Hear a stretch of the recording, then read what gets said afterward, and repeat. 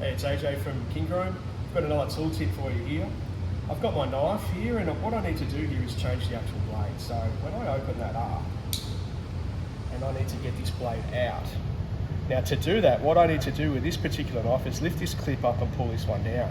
So if I'm going to do that, you'll notice the blade's really close to my hand, and I don't really want to put myself at risk of cutting it. So best thing to do is put the blade on something dull, like a bit of timber, and then I've got full access. I can lift the clip up and then pull this one down, and I'm at no risk of cutting myself.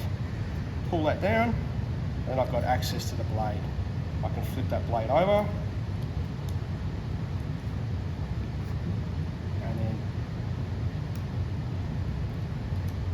flip it over like that. At no time was my hand anywhere near that blade. So another tool tip for you: to close it, you just push on the back here, loosens it off. There you go, another tool tip.